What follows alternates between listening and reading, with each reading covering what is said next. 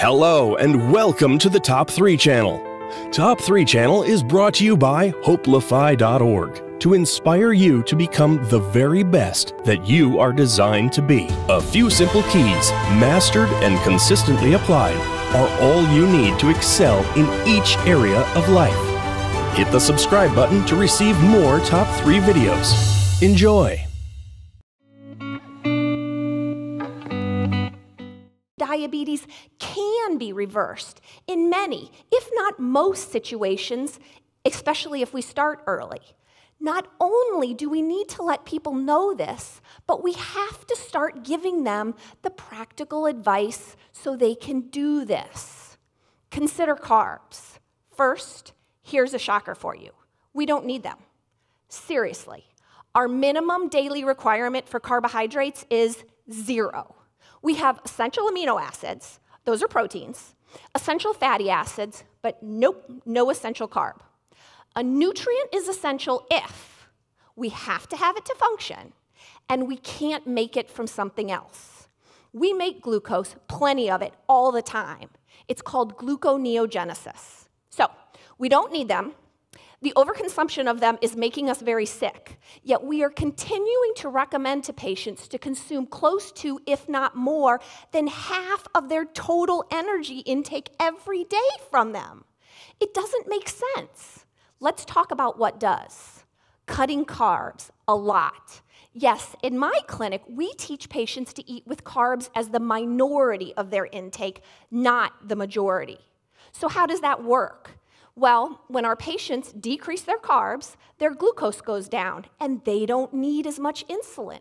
So those insulin levels drop and fast. And this is very important because a study looking at our National Health and Nutrition Examination Survey data, better known as NHANES, showed that the single biggest risk factor for coronary artery disease is insulin resistance. It is responsible for a whopping 42% of heart attacks. Low-carb intervention works so fast that we can literally pull people off of hundreds of units of insulin in days to weeks. One of my favorite stories is a very recent one. A young gal, but who had an almost 20-year history of type 2 diabetes, came in when a physician from another clinic told her she was just sick and should probably get used to it. Her diabetes was way out of control. This despite the fact that she was on multiple medications, including almost 300 units of insulin that was being injected into her continuously every day via a pump. All of this, remember, blood sugar still out of control. So we put her on a low-carb diet, and now let's fast forward 4 months. She lost weight, yes, but better than that, sick no more.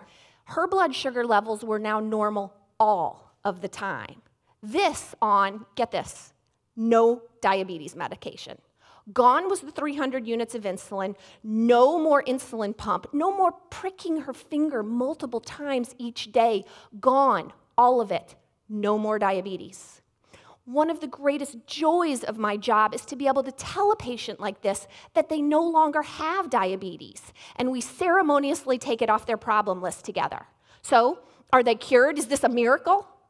We'll leave that grandstanding to Dr. Oz. Cured would imply that it can't come back. And if they start eating excessive carbs again, it will. So no, not cured, but they don't have diabetes any longer. It's resolved, and it can stay that way as long as we keep away the cause. What if I told you it is more important when you eat than what you eat? Perhaps much of the nutritional dogma that we've been raised with is now outdated, like snacking all day long and eating mini meals. Over the next few minutes, I plan to discuss with you what I believe to be the most profoundly transformational concept and strategy as it pertains to health and aging. Over the last 20 years as a nurse practitioner and a functional nutritionist, I've seen tremendous shifts in health and wellness. Escalating rates of obesity, diabetes, and cardiovascular disease, many of which are preventable. The choices we make in terms of nutrition are profoundly impactful on our health, more than most of us realize. during my training as a nurse practitioner many years ago, the dominant nutritional paradigm was exercise more, eat less. I found this to be profoundly ineffective for most, if not all, of my female patients. The concept of calories in, calories out alone is just not effective. Many of the things that I work with my female patients really focus on the connection between our lifestyle choices and how that impacts healthy aging and weight gain. Intermittent fasting can help fuel fat loss, as well as many other benefits that I'll talk more about in a second. But it also can improve interpersonal relationships and self-esteem. And for many women, this permits them, it's the magic bullet that allows them to gain back their former selves. Really powerful. And the really cool thing about intermittent fasting is it's free, it's flexible, and it's simple. If you take nothing else away, free, flexible, simple. So let's talk about intermittent fasting. It is the absence of food during a prescribed time period. You exist either in a fed or a fasted state. I'm sure for many of you, you had breakfast this morning. So when you eat, insulin is secreted by the pancreas to move sugar into the cells. We store the bulk of our sugar in our liver and our skeletal muscle. But when we exceed those storage sites, we store it as fat. When we're fasted, insulin levels are low, and we can tap into fat stores for energy. Free, flexible, simple. And so when we're talking about intermittent fasting, it's fairly simple. If you skip breakfast in the morning, you can reduce your caloric intake by 20 to 40%. And the typical time frame that I recommend to my female patients is a 16-8. 16 hours a day fasted with an 8-hour feeding window. I know that seems a little overwhelming at first, but I'll give you some strategies for how you go about doing that. So the 20 to 40% reduction in calories means that you can fuel fat loss. So what are some of the benefits other than fat loss?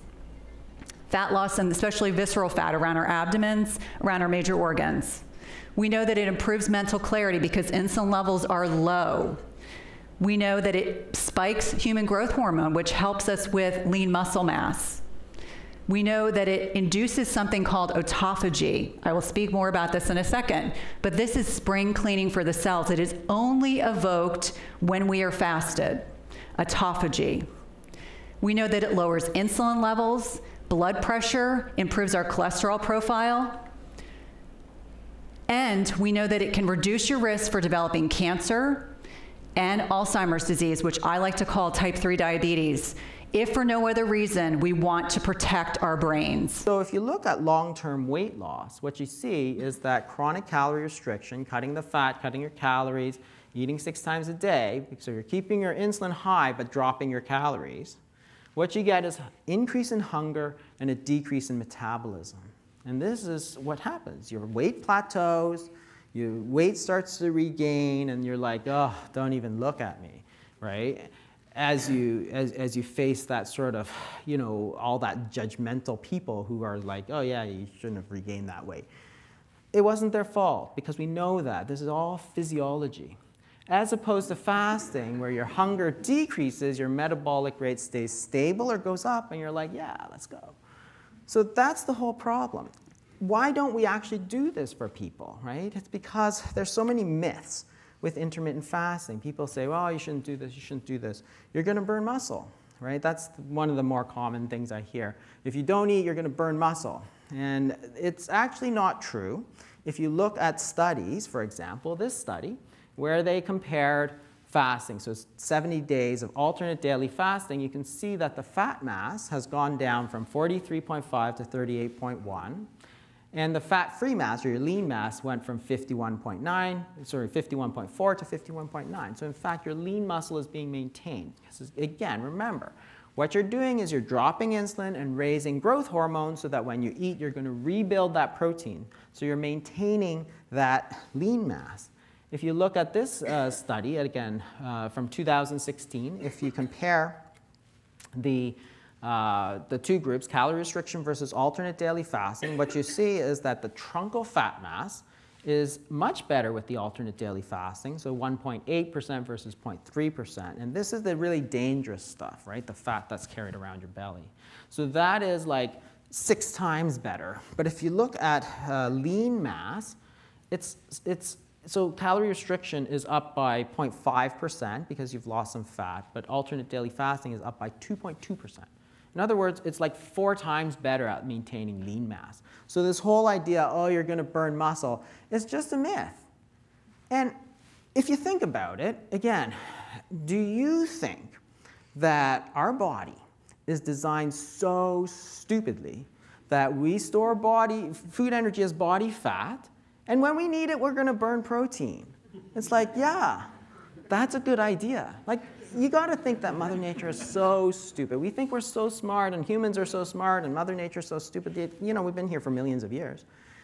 You store body fat so that you can use it when there's nothing to eat. You're not going to burn your protein. It's like, you know, storing all this firewood, and then the minute you need something for your wood-burning stove, you chop up your sofa and throw it in the fire. Like, honestly, do you think that's the human body? Like, the human body is not that stupid.